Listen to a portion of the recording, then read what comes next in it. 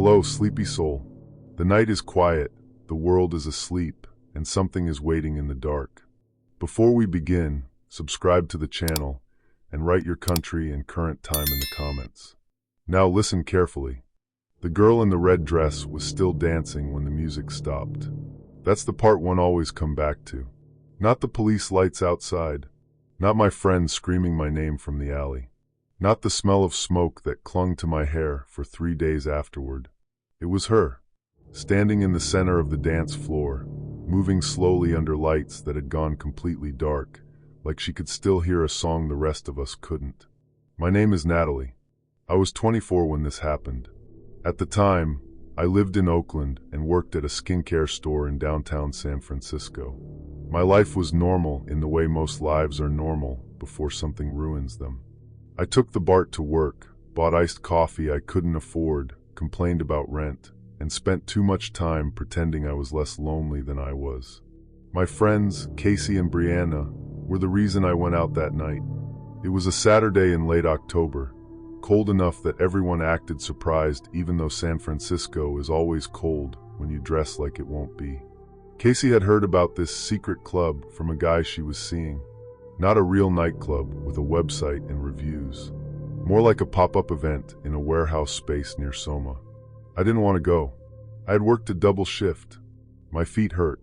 I had mascara smudged under one eye and the kind of headache that sits behind your forehead quietly waiting to get worse. But Casey said, "You can be boring when you're 30. Brianna said, "Just 1 hour. If it sucks, we leave." So I went. The address was on a side street I didn't recognize, wedged between an auto glass shop and a building covered in black paint. There was no sign, just a metal door with a purple light above it and 2 guys checking IDs. The street looked ordinary, quiet, even comforting, but my gut told me something was off. I'd learned too late that danger often wears a friendly face. Or in this case, a wrist stamp and a bass line shaking through concrete. Inside, the place was packed. Too packed. That was the first thing I noticed. The air was hot and wet, full of perfume, sweat, fog machine chemicals, and spilled alcohol. Colored lights moved over everyone in slow waves. The ceiling was low, the walls were black, and the music was so loud it made conversation almost impossible. Casey loved it immediately. "This is perfect," she yelled into my ear. I smiled because she wanted me to. Brianna grabbed my hand and pulled me toward the bar. The floor was sticky under my boots. A guy bumped into my shoulder and said sorry without looking at me. Somewhere nearby, a girl laughed too loudly. It all felt normal. That's what scares me now, how normal it felt at first. We got drinks and found a spot near the wall where we could see most of the dance floor. Casey was already scanning the room like she was looking for someone. Brianna was filming little clips for her story, tilting her phone up toward the lights. That's when I saw the girl. She was dancing alone in the exact center of the floor. Red dress, black hair, bare arms. No drink in her hand, no friends around her, no phone. Just dancing. Not wildly. Not like everyone else. She moved slowly, almost carefully, her head tilted slightly to one side, like she was listening to something private. I watched her longer than I meant to. Brianna noticed. "What?" she shouted. I leaned closer. "That girl." "Which one?" "In red." Brianna looked across the floor. "Cute dress." Then she went back to her phone. I told myself it was nothing. Some people go out alone. Some people dance weird. It wasn't my business. But every time I looked back, she was still there. Same place. Same rhythm. Never stopping. 20 minutes passed. Then 40. Casey disappeared to talk to someone near the DJ booth. Brianna and I danced for a while, then came back to the wall, sweaty and laughing. The girl in red was still in the center. Brianna frowned. "Okay, she's kind of committed." "She hasn't moved," I said. "She probably has." "She hasn't." Brianna rolled her eyes, but I could tell she was curious now. She lifted her phone and started recording.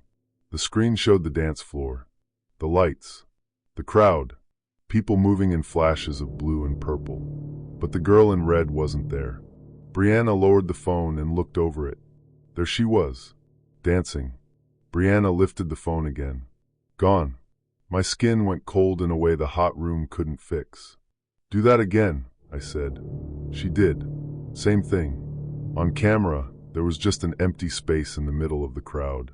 People seemed to move around it without noticing. Like there was a person-shaped hole they had all agreed not to step into. Brianna stopped smiling. Maybe the light is messing with it, she said. I wanted to laugh at my own paranoia, but the whisper of something wrong under the music made me freeze, every nerve screaming that I was not imagining this. Then the girl turned her head. Not toward us exactly. Toward Brianna's phone. She smiled.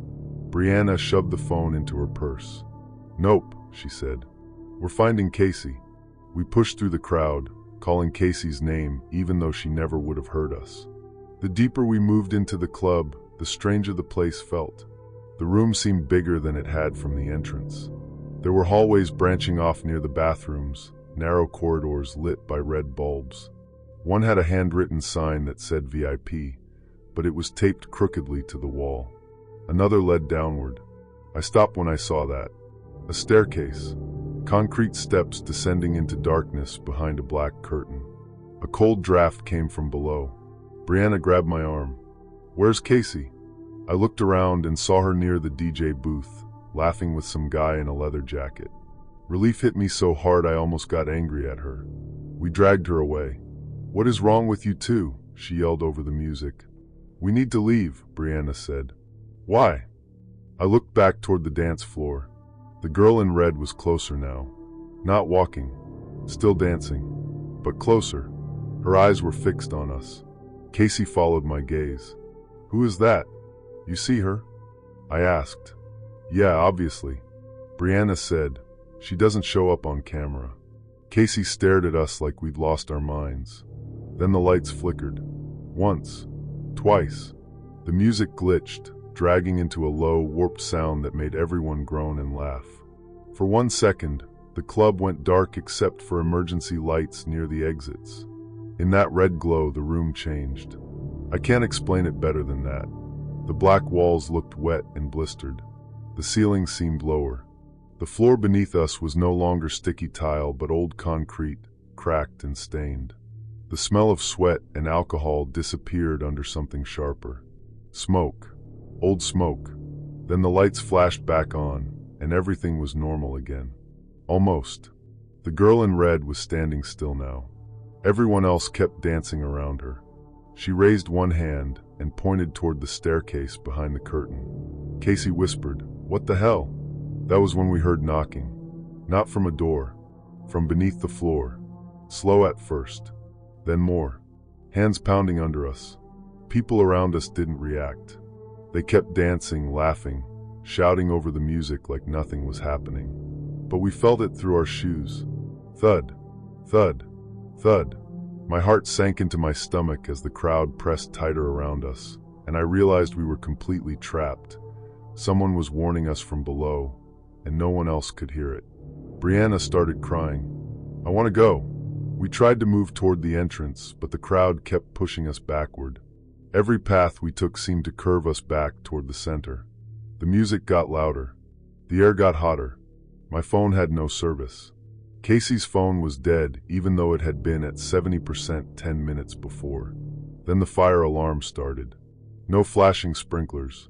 No staff directing people. Just a thin, weak alarm sound under the music, like it was coming from far away. Finally, people began noticing something was wrong. A wave of panic moved through the room. Someone shoved me. Brianna screamed. Casey grabbed my wrist hard enough to hurt. The main exit wouldn't open. People slammed against it, cursing, yelling, pushing. The bouncers were gone. The purple light outside the door had gone dark. Smoke began curling from somewhere near the DJ booth. Real smoke this time. The DJ ripped off his headphones and ran. Everything broke after that. Bodies surged toward the door. Someone fell. Casey pulled me sideways, away from the crush, toward the bathrooms. There has to be another exit, she shouted. We found a back hallway behind a curtain. It smelled like damp concrete and electrical heat. Brianna was sobbing openly now, saying, "We're going to die in here," over and over. At the end of the hallway was a metal door with a push bar. Locked. Casey kicked it. Nothing. I could feel my pulse in my ears, my hands trembling, as I fumbled for anything that looked like a latch. Every second felt stretched, like time itself was conspiring against me. Then someone behind us said, "Not that way." We turned. The girl in red stood at the other end of the hallway. Up close, she looked younger than I'd thought. Maybe 19, maybe 20. Her dress was old-fashioned in a subtle way, like something from another decade. Her hair was damp, sticking to her face. She looked scared. Not threatening. Scared. She pointed to the staircase behind the black curtain. Brianna shook her head. No, I'm not going down there." The girl's eyes filled with tears. Then she mouthed one word. "Please." Behind us, smoke rolled thicker into the hall. We went down. The stairs were narrow and steep. The wall was cold under my hand. Halfway down, the music vanished completely, replaced by muffled shouting above us, and that same knocking sound from below. At the bottom was a sealed basement door. Or it had been sealed. The lock hung broken, fresh scratches around it like someone had forced it open recently. Inside, the basement was low and dark, lit only by the glow of Casey's phone after it suddenly turned back on. The beam moved over old brick walls, rusted pipes, and piles of construction junk. Then we saw the names. They were written all over the walls. Some carved, some painted, some scratched into the brick. Dates beside them. Years. The oldest ones went back more than a decade. Brianna whispered, "This place burned down." Casey looked at her. "What?" "My brother told me. There was a club here before. A fire. People got trapped downstairs. The air left my lungs. Above us, something heavy crashed." The girl in red appeared at the far side of the basement, standing beside a door we hadn't seen. A rusted service door. She wasn't dancing now. She was waiting. Casey ran to it and shoved it open. Cold night air hit us. We stumbled out into an alley behind the building, coughing, crying, holding each other up. A man loading crates from a van turned and yelled when he saw us. Behind us, smoke spilled from the doorway. Police and firefighters arrived minutes later. Someone must have called from outside. The illegal club emptied into the street in chaos. People were yelling about locked exits, fake permits, overcrowding. But when we told an officer about the basement, his face changed. He asked us to repeat where we'd come out. We showed him the alley door. It was sealed shut from the outside. Old bolts, old metal plate, no handle. No way we should have opened it. The building was shut down that night. The news called it an illegal pop-up venue built over the site of a nightclub fire from years earlier. The basement had supposedly been sealed after the original investigation because it was unsafe. 7 people had died down there. One of them was a 19-year-old girl named Marisol Vega. In the only photo I found of her, she was wearing a red dress. I don't go to clubs anymore. I don't like crowded rooms with loud music. I don't like places with covered windows or exits I can't see. I check doors. I watch staff. I leave the second something feels wrong. Casey says we survived because we were lucky. Brianna says Marisol saved us. I don't know what I believe. I just know what I saw. Even after escaping, even with the safety of the police lights behind me, a small, cold part of me couldn't stop replaying the face I'd seen in that hallway. The calm, empty eyes that didn't blink when the smoke started rising. Sometimes, when I hear bass from a passing car late at night, I think about her. Still dancing. Still waiting. Still trying to get someone's attention in a room full of people too busy, having fun, to notice the danger under their feet. And if you ever walk into a club and see one person dancing alone in the center of the floor, never getting tired, never drinking, never looking away, don't record her. Don't laugh. Look for the exits, because she might not be there to scare you. She might be there because the building remembers what happened, and it's about to happen again. Story 2. The first thing he said to me was my name. Not "hey," not "what can I get you," not even "you look familiar." He looked up from polishing a glass, smiled like I had just walked into a place I'd been visiting for years, and said, Long day, Olivia? I stopped with one hand still on the back of the bar stool. I remember the rain ticking softly against the windows behind me, the low hum of old jazz from the speakers, and the smell of lemon cleaner mixed with beer and wet pavement.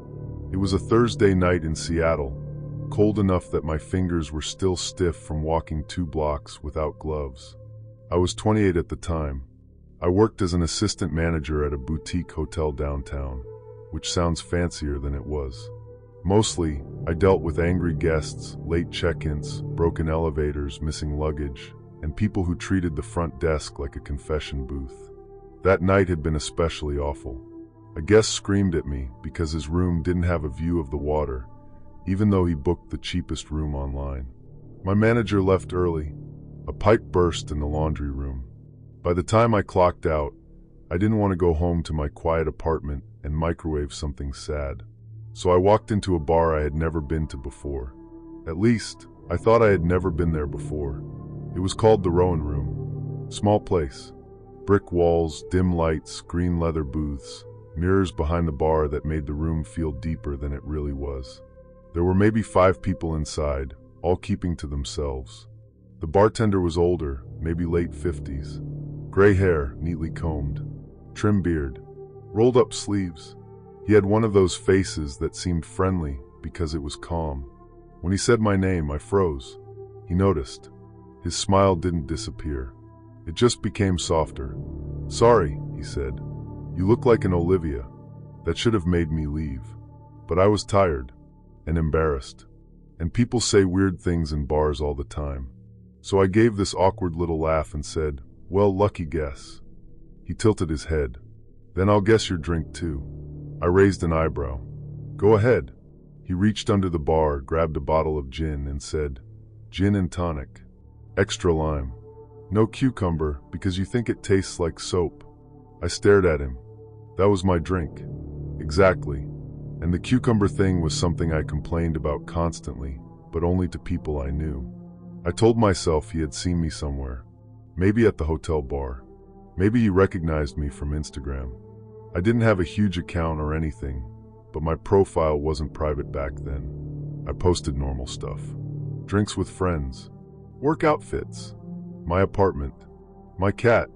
Stupid little life updates that feel harmless until someone proves they aren't. "You found my social media, didn't you?" I said, trying to make it sound like a joke. He chuckled and placed the drink in front of me. People put their whole lives online now. I took that as an answer. And I stayed. That's the part ones still think about. The street outside looked ordinary, quiet, even comforting through the rain-streaked window, but my gut told me something was off. I'd learned too late that danger often wears a friendly face. His name was Daniel. That's what he told me anyway. He was easy to talk to in the way some bartenders are. He didn't ask too many questions. He didn't flirt openly. He just made little comments that seemed harmless until later, when I lined them up in my head and realized how specific they were. "You work too hard," he said while wiping down the counter. I laughed. "Everyone says that. Hotels will do that to you." I looked up. "What makes you think I work at a hotel?" He glanced toward my coat. "Nan teg merk." I touched my chest. My name tag was in my bag, but there was a tiny indent in the fabric where it had been clipped all day. It made sense, so I let it make sense. When I left, he said, "Get home safe, Olivia." I remember pausing at the door. He hadn't asked my name after the lucky guess. I turned around. "How do you know it's Olivia and not Liv?" Daniel smiled. "You seem like someone who prefers the full thing." I went home feeling strange, but not scared. Not yet. The second time I went to the Rowan Room, it was a week later. I wish I could say I went back because I wanted answers, but that's not true. I went back because I liked being noticed. That sounds pathetic, but it's honest. I had spent most of my life being careful, responsible, forgettable. My mom disappeared when I was 9, and after that, my dad raised me with this quiet heaviness that never really left our house. We didn't talk about her much. Not because he didn't love her, because he loved her too much. Her name was Elise. She was 28 when she vanished. I was the same age now. I didn't connect that to Daniel at first. The second night, he had my drink ready before I sat down. "Rough week?" he asked. "Always." He nodded like he understood. "Your birthday helped." My fingers tightened around the glass. "My birthday? Last week, right?" I stared at him. "That's not on my Instagram." He looked genuinely surprised. No. He shrugged. "Maybe you mentioned it." "I didn't." There was a second of silence. Then he smiled, but it was smaller this time. Then I guessed again. I wanted to laugh at my own paranoia, but the whisper of footsteps from the hallway near the bathrooms made me freeze, every nerve screaming that I was not imagining this. Daniel looked past me toward the hallway. "Bathrooms that way," he said. I hadn't asked. I didn't stay long after that. When I got home, I checked my social media like a detective. Birthday posts, tagged photos, old comments. Nothing public with the exact date. Then I noticed a new follow request. No profile picture. No posts. Username, Rowan Watcher. I blocked it. The next morning, there was a paper coffee cup sitting outside my apartment door. My usual order was written on the side. Oat milk latte. 2 sugars. Extra hot. Under my name, someone had written, "Long day ahead." I stood there in my hallway, barefoot and cold, staring at it. My heart sank into my stomach as the door clicked shut behind me, and I realized I was completely alone. Someone was watching, and I had no way out. I called my best friend, Nora. She told me to take a picture of it, throw it away, and report the account. "Don't go back to that bar," she said. I wasn't going to, but Daniel started appearing in places that weren't the bar. Not obviously. That would have been easier. He was across the street from the hotel one afternoon, smoking under an awning. When I looked again, he was gone. A few days later, I saw him in the grocery store aisle, holding a jar of pasta sauce and watching me choose apples. Another time, my Uber pulled up after work, and for half a second I thought Daniel was the driver. He wasn't, just an older man with gray hair. But my whole body had reacted before my brain caught up. Fear does that. It teaches your body before it gives you proof. I finally went to the police after a small envelope appeared in my mailbox. No stamp, no return address. Inside was an old photograph. It showed my mother. I knew it instantly, even though I had only seen a handful of pictures of her from that age. She was standing outside a bar in a leather jacket, smiling at whoever was taking the photo. Her hair was windblown. Her eyes were bright. On the back, someone had written, "She liked gin too." The officer who took my report was kind, but careful. He asked if Daniel had threatened me. I said no. Had he touched me? No. Had he entered my apartment? Not that I knew of. The officer wrote everything down and told me to avoid the bar, document contact, and call if he showed up again. It was the kind of advice that sounds reasonable until you realize it doesn't make you feel any safer. That night, I called my dad. I hadn't told him about Daniel yet because anything involving my mom still made him shut down. But when I described the photo, he went silent. Then he said, "What did you say his name was?" "Daniel." His breathing changed. "Daniel what?" "I don't know." Another silence. Then my dad said, "Your mother dated a man named Daniel before she met me." I felt the room tilt. "What?" "It was before you were born," he said. She didn't talk about him much. He was older, controlling. She said he didn't like being left. My mouth had gone dry. "Did he work at a bar?" "I don't remember." "Dad." He let out a shaky breath. "When your mother disappeared, police questioned a few people. I remember his name coming up, but they never had enough." I sat on the edge of my bed, staring at my dark window. The reflection staring back at me looked too much like my mother in old photos. That was when I understood. Daniel wasn't learning me. He was remembering her. And I had just turned the age she was when she disappeared. 2 nights later, he called the hotel. I answered because that was my job. "Front desk, this is Olivia." There was a pause. Then Daniel's voice said, "You sound just like her when you're scared." My hand went numb around the phone. "Do not call here again." "I waited a long time," he said softly. "You understand that, don't you?" I hung up. Then I ran to the back office and told my manager. Security walked me to my car that night. I checked the back seat 3 times before getting in. I drove home using a different route. I parked 2 blocks from my building and sat there crying with the doors locked. I could feel my pulse in my ears, my hands trembling as I fumbled for the keys. Every second felt stretched, like time itself was conspiring against me. When I finally reached my apartment door, it was open. Just 1 inch. The hallway was quiet. Too quiet. I backed away and called 911. The police came fast this time. Inside, nothing looked stolen, but on my kitchen counter was a gin and tonic. Extra lime. Beside it was another photo. This one showed my mother sitting at a booth inside the Rowan room. Younger Daniel sat beside her, one arm around her shoulders.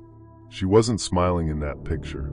On the back, he had written, "You came back the right age." I stayed with Nora after that. For 3 days, I didn't leave her apartment except to talk to police. They searched for Daniel, but the Rowan room had suddenly closed. No one answered the business phone. The landlord said the bar had changed owners so many times he barely knew who was actually running it. Then a detective called me in. They had found Daniel's full name, Daniel Mercer. He had been questioned after my mother disappeared, but never charged. He left the state soon after, lived under different addresses, worked cash jobs, and eventually returned to Seattle under a slightly altered name. And he had leased the Rowan room 6 months before my 20th birthday. 6 months. He didn't stumble into me. He built a place and waited for me to walk in. The police set up near the bar, but Daniel was gone. They found the back office empty, except for a wall covered in photos. Photos of my mother. Photos of me leaving work, me buying groceries, me walking into my apartment building, me sitting by my window with my cat in my lap. In the center of the wall was a picture from my 8th birthday. My mother stood behind me, hands on my shoulders. Daniel had circled her face. Then mine. That night, even with Nora beside me, I didn't sleep. Around 2:30 in the morning, her buzzer rang. We both sat up. Nora whispered, "Don't move." The buzzer rang again. Then my phone lit up with a message from an unknown number. She opened the door when I asked nicely. I stopped breathing. Another message came through. "Will you?" Nora called 911 while I crawled into her bedroom closet like a child. I hated myself for hiding, but fear doesn't care about pride. It makes you small. It makes you quiet. It makes survival the only thing that matters. From the closet, I heard Nora talking to the dispatcher. Then I heard 3 soft knocks on the apartment door. Not loud, not angry, patient. Daniel's voice came through the wood. "Olivia," he said, "your mother never understood closure." Nora shouted, "Police are on the way." He laughed softly. "I know." Then there was a scraping sound at the lock. Nora started screaming. I don't remember deciding to move. I just remember crawling out of the closet, grabbing Nora's heavy bedside lamp, and standing behind the entry wall with both hands wrapped around it. The door opened a few inches. A hand came through, then part of his face. Calm eyes, gray beard, that same soft smile. For a split second, he looked disappointed, like I had failed some test by being afraid. I swung the lamp. It hit the door more than him, but it was enough. He stumbled backward, and Nora slammed the door with her whole body, locking the chain. Police arrived less than a minute later. Daniel ran down the stairwell. They caught him in the alley behind the building. He had duct tape in his coat pocket, zip ties, my apartment key, and a folded photo of my mother that had been torn in half. The case dragged on for months. They couldn't prove what he did to my mom. That's the part that still feels impossible to accept. He was charged for stalking, burglary, unlawful entry, identity documents, and other things related to me. But my mother's disappearance remained what it had always been. A missing person case. A hole in my family. A question with teeth. Daniel never confessed. In court, he looked at me once and smiled. Not big. Just enough to let me know he still thought the story belonged to him. It didn't. Not anymore. It's been 3 years since then. I keep my social media private now. I don't post where I work. I don't tag locations. I don't sit with my back to doors. And I never, Ever let a stranger make me feel special just because they know my name? People think being known is comforting. Sometimes it is. But sometimes it means someone has been studying the shape of your life from the outside, waiting for the right moment to step in. Even after escaping, even with the safety of the police lights behind me, a small, cold part of me couldn't stop replaying the face I'd seen through the crack in Nora's door. The calm, empty eyes that didn't blink. My dad still keeps one photo of my mother in the living room. She's 28 in it, the same age I was when Daniel found me. And every time I look at her face, I wonder if she knew before I did. That danger doesn't always kick down the door. Sometimes it pours your favorite drink, says your name softly, and waits for you to believe it's a coincidence. Story 3. The first time someone asked us to choose one person to stay, I thought I had heard them wrong. The music was still shaking the walls outside the velvet curtain, but inside that little room, everything was strangely quiet. Too quiet, like the club had been wrapped in glass. A woman in a black dress stood in front of us with a tray of untouched drinks and a smile that didn't reach her eyes. She looked at me, then at my 3 friends, and said it again. You can all leave after you choose one person to stay. Nobody laughed that time. My name is Claire. I was 24 when this happened. At the time, I lived in Chicago and worked as a receptionist at a real estate office downtown. My life was ordinary. I took the same train every morning, bought coffee from the same place, wore the same black flats until the soles started peeling, and spent most weekends convincing myself I was still young enough to go out even though I mostly wanted to sleep. My closest friends were Jules, Mina, and Sophie. We weren't wild party girls or anything like that. We went out sometimes, but mostly to dance, take bad photos, complain about work, and eat fries afterward in someone's kitchen at 2 in the morning. That night started because Sophie had just gotten promoted. She wanted to celebrate somewhere expensive but not actually expensive, which was how we ended up at a club called Velour. It was one of those places with a line outside, even when the inside wasn't full. Black doors, gold lettering, a bouncer with an earpiece. People taking photos under red neon like they were being watched by invisible cameras. The street looked ordinary, busy, even comforting, but my gut told me something was off. I didn't listen, because danger often wears a friendly face, and sometimes it wears a nice suit and tells you you're on the list. We weren't on the list. At least, we shouldn't have been. But after 10 minutes in line, a tall man in a gray jacket stepped outside, looked directly at Sophie and said, "You 4. Come with me." Jules whispered, "Do we know him?" Sophie shrugged, already smiling. Apparently we're important. I told myself it was nothing. Maybe they picked random girls to make the club look better. Maybe Sophie knew someone and forgot. Maybe this was just how places like that worked. The man unclipped the rope and led us inside. The club was loud and dark, all red light and bass. It smelled like perfume, spilled drinks, and expensive candles trying to cover something stale underneath. People crowded the dance floor. A DJ stood above everyone like he was controlling the room's heartbeat. At first, it was fun. We danced. We shouted over the music. Mina took blurry videos.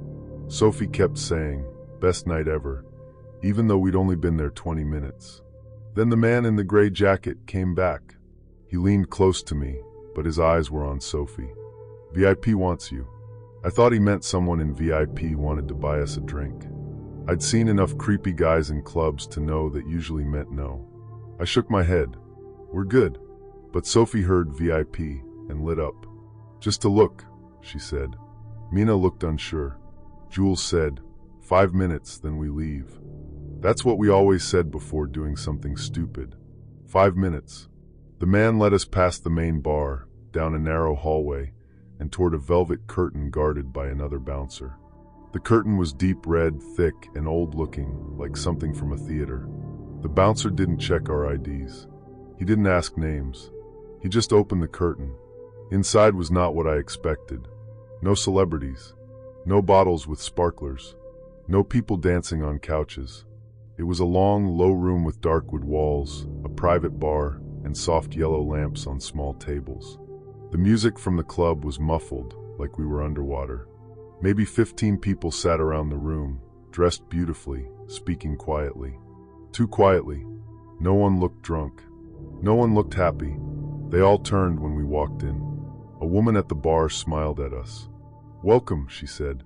"Phones, please." Sophie laughed. "What? No phones in the private room?" Jules immediately said, "No, we're not doing that." The woman's smile stayed perfectly still. "Then you're welcome to leave." I should have turned around right then. But the gray jacket man was standing behind us, blocking the curtain. Not aggressively. Just enough. Mina whispered, "Maybe it's a privacy thing." Sophie, still wanting the night to be special, handed hers over first. One by one, like idiots, we followed. The woman placed our phones in a drawer behind the bar and waved us toward a curved couch near the back. That was the first time I saw the door. It was behind a black curtain, half hidden in the corner. Every few minutes, someone went through it. Staff mostly. Men in suits. Once a girl about our age came out alone, eyes red, walking too fast. A staff member followed close behind her, murmuring something into her ear. I remember her looking at us, not warning us exactly. More like she was sorry. A server came over with 4 glasses of water. None of us touched them. Then a man sat across from us. He was older, maybe late 50s, wearing a navy suit and a watch that probably cost more than my car. 2 younger men stood behind him like security, but they weren't dressed like club security. They looked cleaner, quieter.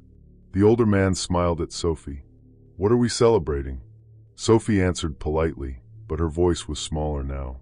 "Promotion." "Congratulations," he said. "That deserves a choice." We all stared at him. He lifted one hand, and the woman from the bar appeared beside us. That was when she said it. "You can all leave after you choose one person to stay." Mina gave a nervous laugh. "Sorry?" The older man didn't laugh. "It's simple," he said. "1 stays. 3 go." My heart sank into my stomach as the velvet curtain shifted behind us, and I realized we were completely alone in a room full of people pretending not to watch. Jules stood up. "We're leaving."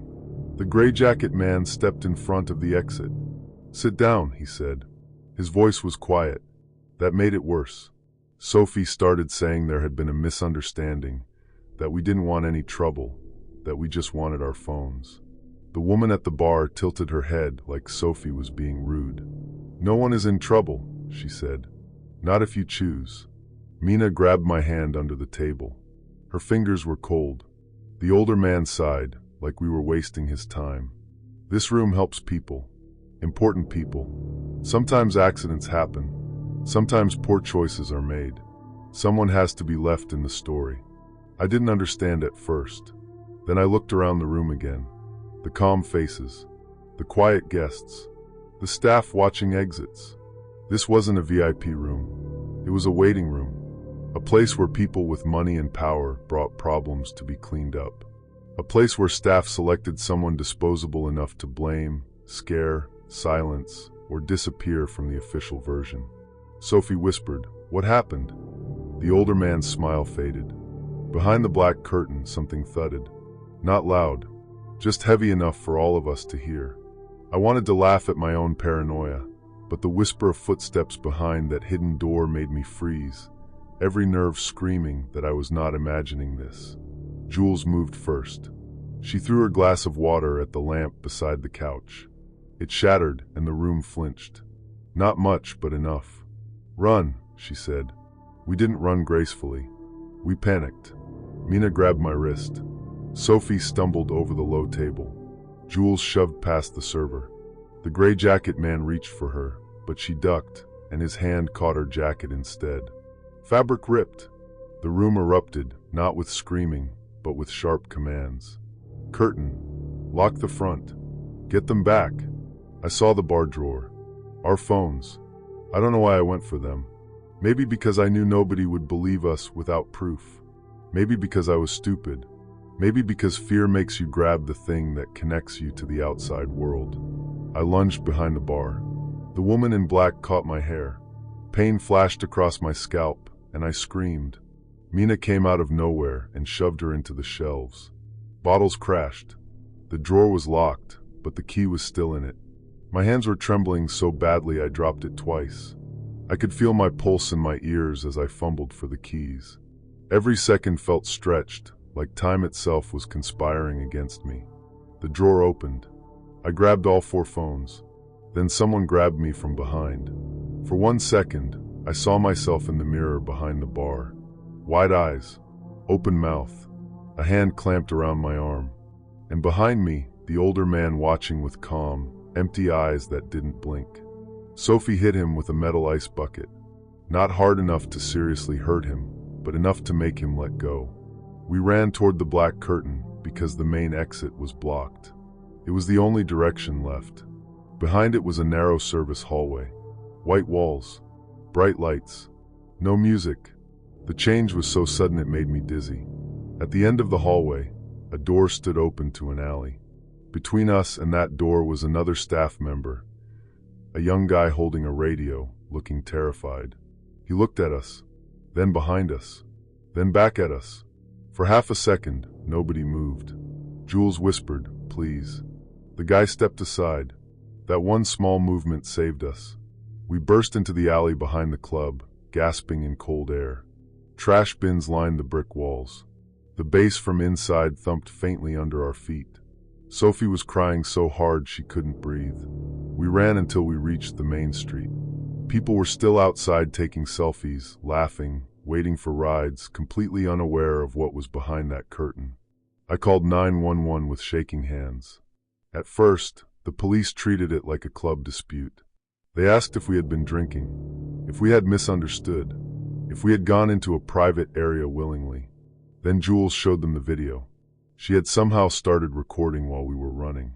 It was mostly blurry floor and screaming, but it caught enough. The phrase, "Choose one person to stay." The blocked exit.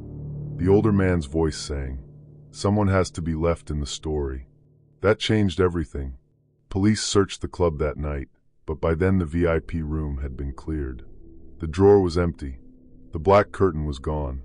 The hidden door was locked from the other side. The guests had disappeared through exits we didn't even know existed. But not everything vanished. They found blood on the floor behind the service door. They found security footage that had been deleted badly, recovered in pieces. They found messages between staff about selecting coverage and keeping guests clean. I never learned all the details. Some of it was sealed. Some of it never made the news. Powerful people have a way of turning ugly things into quiet paperwork. The club closed for renovations 2 weeks later. It reopened under a different name 6 months after that. That's the part nobody wants to hear. People imagine places like that get destroyed. They don't always. Sometimes they change the sign, replace the staff uniforms, paint the walls, and wait for everyone to forget. Even after escaping, even with police lights flashing across the sidewalk, a small, cold part of me couldn't stop replaying the face I'd seen in the mirror. The calm, empty eyes that didn't blink, watching us like we were already evidence. It's been 3 years. I don't go behind curtains in clubs. I don't hand over my phone. I don't accept VIP invites from strangers. If a place feels too calm in the middle of chaos, I leave. Sophie still apologizes for wanting to go in. Jules still has the ripped jacket in her closet. Mina won't sit with her back to an exit anymore. And me? Sometimes, when I'm walking past a club at night and I hear the bass shaking the sidewalk, I think about that room. The soft lamps, the untouched drinks, the polite smiles, and that horrible little sentence, spoken like it was normal. Choose one person to stay. People like that don't need darkness to hide. They just need a room where everyone agrees not to look too closely. Story 4. The last thing I remember clearly from that night is the clock behind the bar. It was one of those round, cheap clocks with a beer logo printed across the face. The plastic cover was scratched, and the second hand kept twitching like it wanted to move but couldn't. 2:13 a.m. Every time I looked at it, it said the same thing. 2:13. The music was still playing. People were still dancing. The bartender was still wiping the same spot on the counter with a white rag. And every time I tried to leave, the bouncer by the front door looked down at me and said the exact same thing. Night's not over yet. My name is Eliza. I was 23 when this happened, living in Nashville, Tennessee. At the time, I worked at a dental office during the day and took night classes online because I was trying to finish a business degree I had already quit twice. My life was boring in a way I used to complain about. Wake up, work, drive home, microwave dinner, study, fall asleep with my laptop open. So when my friend Maya turned 24, we decided we were going to have one proper night out. Nothing wild. Just dinner, a few drinks, maybe dancing somewhere downtown, and then home before we became the kind of girls crying barefoot outside a bar at 3 in the morning. There were 4 of us, me, Maya, Tessa, and Brooke. Maya was the birthday girl, loud and sweet, and always slightly overdressed. Tessa was the responsible one, the type who brought a portable phone charger and made everyone share their location. Brooke was funny in a dry way, always acting annoyed, but somehow being the first person to show up for everyone. We started at a taco place. It was normal. Warm lights, sticky table, loud music, chips we kept ordering even though we said we were full. Maya wore a silver dress and kept saying, "This is my grown woman era," while spilling salsa on herself. Nothing felt wrong. That's the part one hate remembering. Nothing felt wrong until it did. After dinner, we walked to a bar called Last Call. I know that sounds fake, but that was really the name. It was narrow and dark, with purple lights around the ceiling and mirrors behind the bar that made the room look bigger than it was. The bouncer checked our IDs outside. He was tall, maybe late 30s, with a shaved head and a black jacket. He looked at mine for a little too long. "Eliza," he said, reading my name. I gave that awkward little smile you give when a stranger says your name like they know you. "Yeah." He handed it back. "Have fun tonight." I told myself it was nothing. Inside, the air was hot and smelled like perfume, spilled beer, and fog machine chemicals. The floor stuck to my shoes. The music was so loud it made my chest vibrate. We squeezed through the crowd to the bar, laughing because Maya kept yelling that she felt famous for no reason. We ordered 1 round. That's important. 1 round. I got a vodka cranberry. Maya got something pink with sugar around the rim. Tessa ordered water first because she was trying to be smart, and Brooke got a beer. The bartender was a young guy with dark hair and a tattoo behind his ear. He made our drinks fast and slid them over without looking at us much. I remember taking maybe 3 sips, maybe 4. Then Maya pulled us toward the dance floor. For a while, the night was fun. Really fun. The kind of fun where your face hurts from smiling and you forget what time it is. We danced badly, took blurry videos, screamed lyrics we barely knew. Then I noticed the clock, 2:13 a.m. I frowned because I didn't think it was that late. I checked my phone, but the screen blurred in my hand. Not visually at first, more like my brain couldn't hold on to the numbers. Tessa leaned close to me. "You okay?" "I think so," I said, but my tongue felt thick. My legs felt loose, like the floor had softened under me.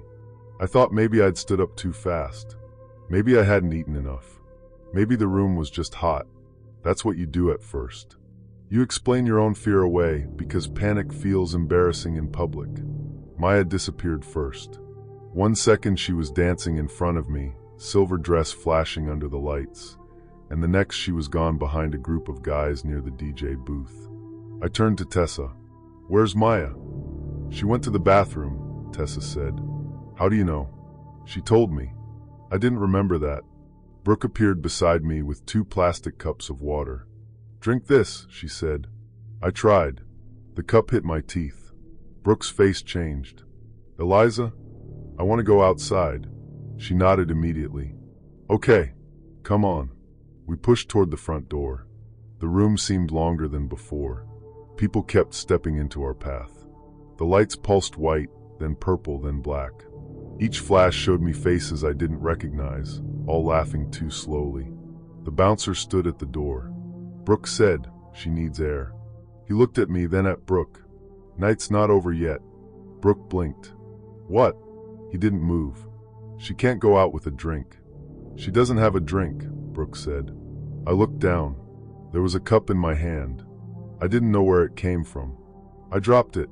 The bouncer smiled slightly. Go sit down. That smile was the first moment my stomach really sank. Brooke grabbed my arm and pulled me back into the crowd. We're finding Tessa, she said. But Tessa was gone too.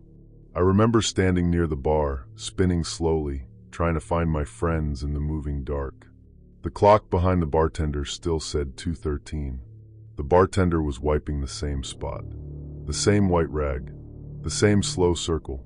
I wanted to laugh at my own paranoia, but the whisper of a man's voice close behind my ear made me freeze, every nerve screaming that I was not imagining this. Eliza, he said. I turned. The bouncer was there now. Not at the door. Behind me. You're tired, he said. I want my friends. They left. No, they didn't. He tilted his head, almost kindly. They told me to help you. The street outside looked ordinary through the front windows, quiet, even comforting, but my gut told me something was off. I'd learned too late that danger often wears a friendly face. I backed away from him. My phone buzzed in my hand. A text from Tessa. Don't leave with anyone. Then another. Where are you? Then another. I'm outside with Brooke.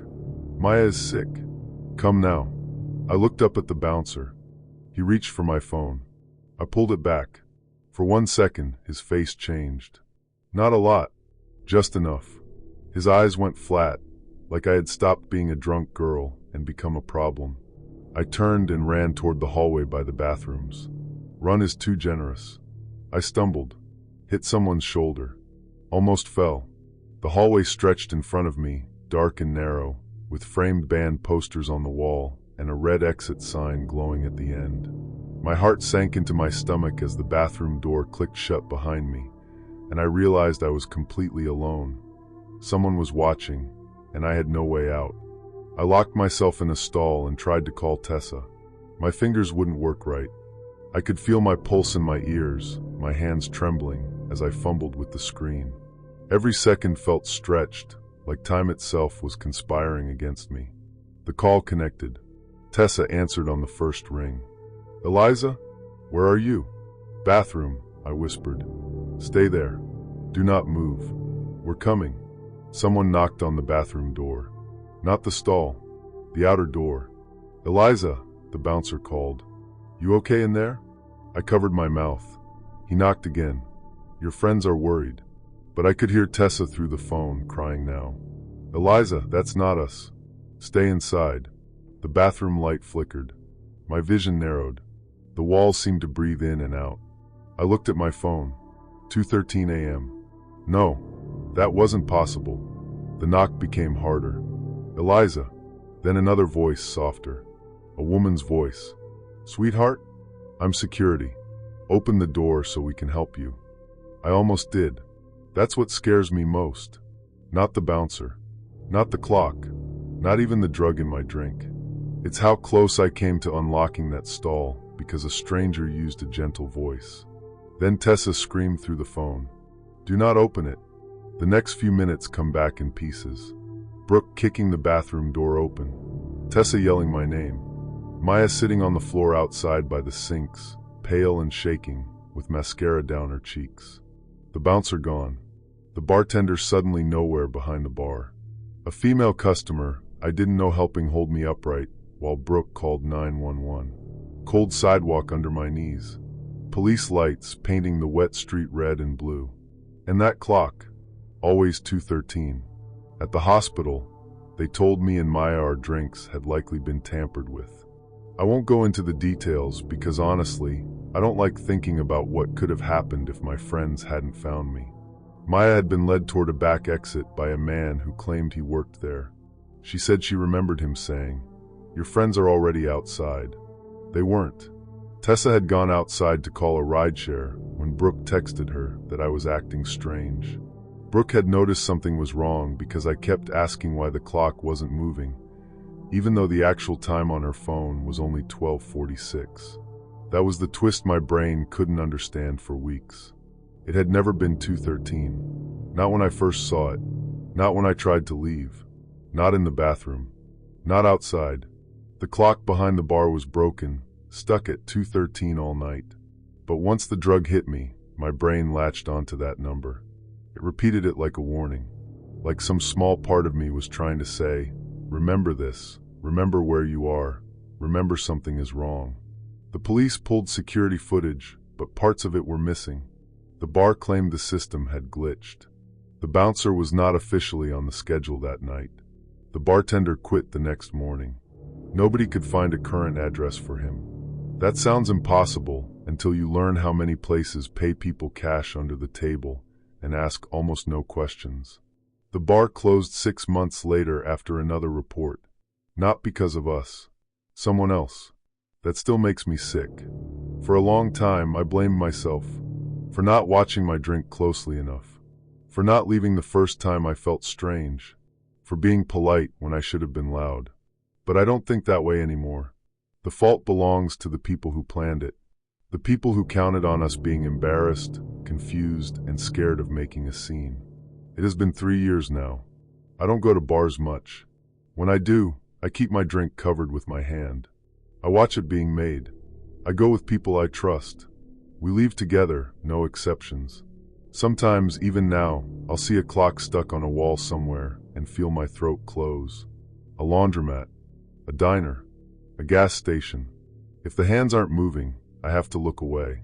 Even after escaping, even with the safety of the police lights behind me, a small, cold part of me couldn't stop replaying the face I'd seen near the bathroom door. The calm, empty eyes that didn't blink.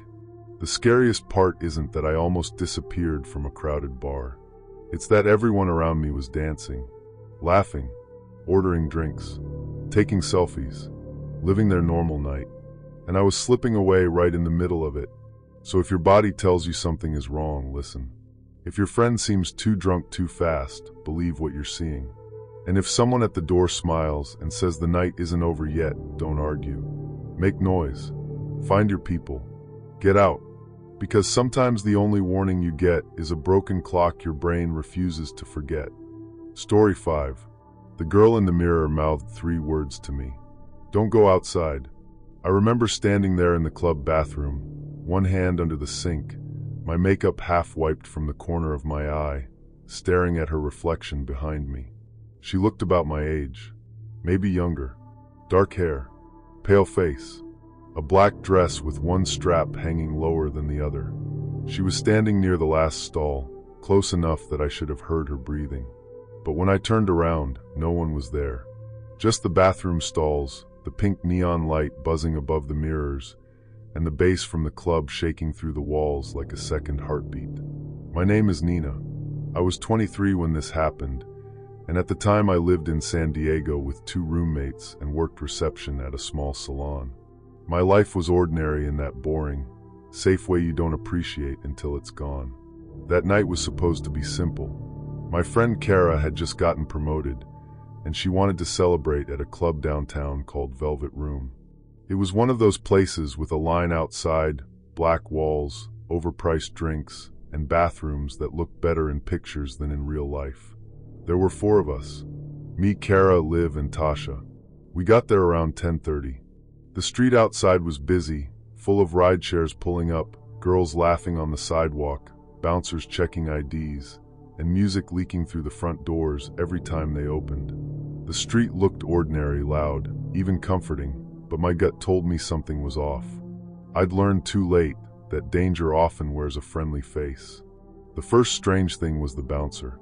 He looked at my ID longer than everyone else's. Not in a normal checking way. He held it under the little flashlight, looked at my face, then looked over his shoulder toward someone inside. I remember smiling awkwardly and saying, "Is something wrong?" He handed it back and said, "No, you're good." But he didn't sound like I was good. Inside, the club was packed. Too packed. Blue and red lights flashed over everyone's faces, making people look different every few seconds. The air smelled like perfume, sweat, spilled alcohol, and fog machine chemicals. Kara loved it immediately. Liv started dancing before we even found a table. Tasha kept saying, "I can't hear anything," then yelling louder than everyone. I tried to relax. For a while I did. We danced. We took blurry videos. Kara wore a silver dress that caught every light in the room, and every time she laughed, I felt normal again. Then I noticed a man near the hallway to the bathrooms. He wasn't dancing. He wasn't talking to anyone. He just stood there with a black shirt and an earpiece, watching the crowd like staff. But whenever I looked over, his eyes were on me. I told myself he was security. I told myself security watches people. I told myself a lot of things that night. Around midnight, I went to the bathroom alone. That was my mistake. The women's bathroom had a long counter with 3 sinks and a mirror across the whole wall. The lighting was pink and soft, the kind that made everyone look a little unreal. 2 girls were taking selfies near the door, and someone was crying in one of the stalls while her friend tried to comfort her. Normal club bathroom stuff. I washed my hands, checked my mascara, and that was when I saw her. The girl behind me. She was standing near the last stall. Her eyes were wide and fixed on mine through the mirror. At first, I thought she needed help. Then her lips moved. "Don't go outside." I turned around fast. No one. The last stall door was shut, but I could see under it. Empty. I stood there for a few seconds, heart suddenly beating too hard. One of the selfie girls said, "Are you okay?" I pointed to the stall. "Was there a girl there?" She frowned. "Where?" I wanted to laugh at my own paranoia, but the whisper of footsteps from the hallway made me freeze, every nerve screaming that I was not imagining this. I left the bathroom and found Kara near the bar. I told her what happened. She blinked at me, then looked past my shoulder. Maybe she was in another stall. No, I saw her behind me. Kara touched my arm. "You're probably just tired. It's loud in here." That's the worst part about fear in a public place. Everything looks too normal for anyone to believe you. A few minutes later, a server came to our table with 4 small drinks on a tray. Kara leaned in and yelled, "We didn't order these." The server smiled. Compliments of the manager. She pointed toward the upstairs balcony. A man in a dark blazer stood there, looking down at us. He raised one hand, not waving, more like acknowledging something. I didn't touch the drink. Neither did Tasha, because she said free drinks were never really free. But Kara, still celebrating, lifted hers and said, "To my promotion." Before she could drink, the lights went out. Not fully, just the main lights. The music kept going. People screamed in that excited way people do when they think something is part of the show. In the darkness, I felt someone brush my back. Then a voice close to my ear said, "Bathroom." Now. I turned. No one was there. When the lights flashed back, my cup was gone. So was Kara's. I grabbed her wrist and said, "We need to leave." She laughed, but I could tell she was annoyed. "Nina, what is happening with you?" Then her phone buzzed. She looked down. Her face changed. "What?" I asked. She turned the screen toward me. It was an airdrop request. A photo from someone named Mirror Girl. The preview showed me standing in the bathroom. From behind the mirror. My stomach dropped. Kara whispered, "What the hell?" I accepted it before she could stop me. The photo opened. It wasn't just me. Behind the mirror glass, in a narrow dark space, was the girl I had seen. She was holding up a piece of paper with shaky writing on it. "He picks girls by table." Under that, another line. "Don't let them take Kara." My heart sank into my stomach as the door clicked shut somewhere behind me, and I realized we were not just being watched. Someone was choosing us, and we had no idea how long it had been happening. I showed Liv and Tasha. For once, nobody joked. We pushed through the crowd toward the front entrance, but the same bouncer from earlier stepped in front of us. "Not this way," he said.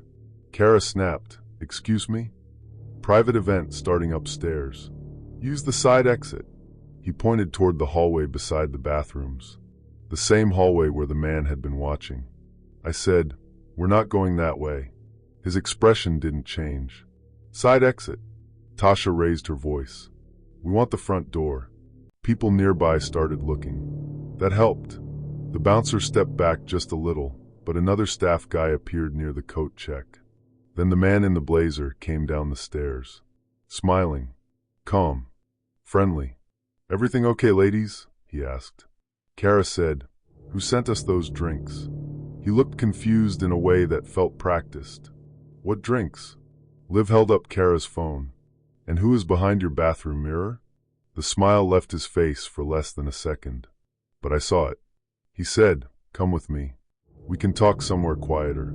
That was when I knew. Not suspected. Knew.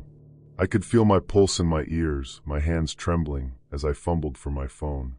Every second felt stretched, like time itself was conspiring against me.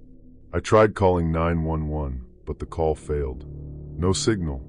Inside a downtown club, Tasha grabbed my hand and yelled, "Run." We didn't run gracefully. We shoved. We tripped. We knocked into people. Someone cursed at us. Someone spilled a drink down my arm. The manager shouted something behind us, but the music swallowed it. Instead of going toward the side exit, Liv pulled us back into the bathroom. "Why are we going in here?" Kara cried. Liv locked the door. A second later, someone pounded on it from outside. "Nina," a voice said. Not Kara's. Not my friend's. A man's voice. "We just need to talk." The bathroom went silent except for the pounding bass. Then the mirror flickered. I don't know how else to describe it. A section of the mirror near the last sink changed from reflection to a screen. And the girl appeared. She was on the other side of the glass, pressed close to a camera. Her face was thin, exhausted, terrified. She held up both hands, then pointed down. Tasha whispered, "There's a door." The girl nodded fast and pointed toward the last stall. We opened it. At first, it looked normal. Then Kara noticed a loose metal panel low on the wall behind the toilet. We pulled it open. Behind it was a narrow crawl space. I still remember the smell. Dust. Heat. Old wires. Stale air. The pounding on the bathroom door got harder.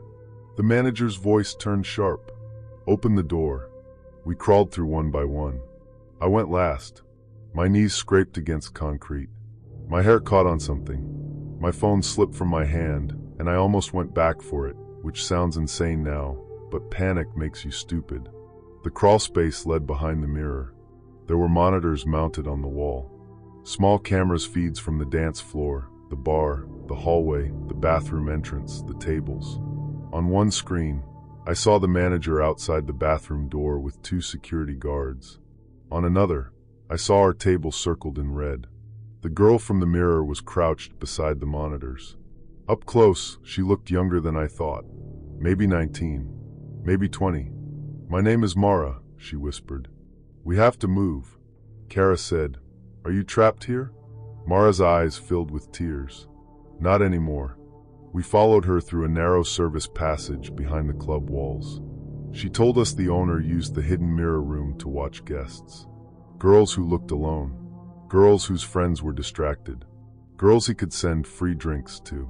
If someone got suspicious, staff redirected them to the side exit, where there were no cameras that belonged to the city. Mara had been missing for 6 days. She had been forced to stay hidden when police came once for a noise complaint. She found the camera system by accident and used the airdrop from an old phone left in the room to warn me. "Why me?" I whispered. She looked back. "Because you saw me." We reached a metal door at the end of the passage. It was locked from the outside. For a second, all of us just stared at it. Then we heard footsteps behind us. Slow, not rushing. The manager's voice echoed down the passage. "Mara, you're making this worse." Kara started crying. Liv grabbed a metal pipe from the floor and swung it at the door handle. Once, twice, 3 times. The lock cracked. The footsteps got closer. Tasha and I threw our weight against the door. It burst open into an alley behind the club. Cold night air hit my face, so hard I almost fell. We ran toward the street screaming. A rideshare driver waiting at the curb saw us and jumped out. A couple nearby turned around. Someone yelled, "Call the cops." This time, my emergency call went through. Police arrived within minutes. The manager tried to walk out the front entrance like he was just another concerned employee. Mara pointed at him and started shaking so hard she couldn't speak. They found the hidden room behind the bathroom mirror. They found the monitors. They found recordings. They found a back hallway that led to the side exit and a private garage behind the building. The owner claimed it was all for security. The manager claimed he knew nothing. The bouncers said they were just following instructions. I don't know what each of them knew. I know enough. Mara went home to her family. I saw her once after that, at the police station. She hugged me so tightly I could feel her bones. I wanted to say something meaningful, but all I managed was, "I'm sorry." She said, "You listened." That stayed with me. It's been almost 3 years. I don't go to clubs anymore. I don't use bathrooms with huge decorative mirrors without checking the edges. I don't accept free drinks. I don't let friends leave alone, and I don't let anyone tell me I'm being dramatic when my body knows something before my brain can explain it. Even after escaping, even with the safety of the police lights behind me, a small, cold part of me couldn't stop replaying the face I'd seen in that mirror. The calm, empty eyes of the man watching us from upstairs, already certain we would obey. People think danger feels obvious. It doesn't. Sometimes it has music over it. Sometimes it has pink lights and a bathroom full of girls fixing their lipstick. Sometimes it looks like a free drink from the manager. And sometimes the only warning you get is a terrified stranger behind the glass, silently begging you not to go outside. Story 6. By midnight, every girl with a black wristband was gone. That's the part one still can't explain without my hands going cold. Not missing in the dramatic way people say when someone leaves a bar early. Not in the normal way, where a friend disappears to the bathroom or steps outside to make a call. Gone. Their drinks were still sitting on tables. Their jackets were still hanging on chairs. Their friends were still looking around, annoyed at first, then confused, then scared. And the man handing out the wristbands just kept smiling. My name is Avery. I was 23 when this happened. At the time, I lived in Chicago and worked at a small bakery near Lincoln Park. My life was painfully normal. I woke up too early, smelled like sugar and coffee most days, took the train home half asleep, and spent my weekends pretending I had enough energy to be fun. My best friend, Kayla, was the opposite. She loved noise, crowds, last-minute plans, talking to strangers like the world had personally invited her everywhere. So when she texted me on a Friday night and said, "Get dressed. We're going out," I should have ignored it. But I didn't. I was lonely that month. The quiet kind of lonely that makes you say yes to things you don't actually want to do. There were 4 of us that night. Me, Kayla, Morgan, and Tess. We went to a bar called the Amber Room, one of those dim places with brick walls, sticky floors, tiny candles on tables, and music just loud enough that every conversation felt private. It was crowded but not packed. The kind of crowd that makes you feel safe because there are witnesses everywhere. At least that's what I thought then. We got a small table near the back, close to the hallway that led to the bathrooms. Kayla ordered shots. Tess complained about her ex Morgan kept checking her phone because she had work early the next morning and wanted everyone to know she was being generous by staying. Everything felt normal. Then I noticed the man with the wristbands. He was standing near the bar with a little plastic box tucked under one arm. He looked maybe 35, clean-cut, wearing a black button-down shirt and a silver watch. Not creepy at first glance. Honestly, he looked like a promoter. The kind of guy who hands out flyers for clubs and somehow knows every bartender by name. He was giving people wristbands. Blue ones, pink ones, white ones, and sometimes black ones. He moved through the bar easily, smiling, leaning close to talk over the music. Most people barely questioned it. "Free entry to an after-party," he said. "Secret location. Limited guest list.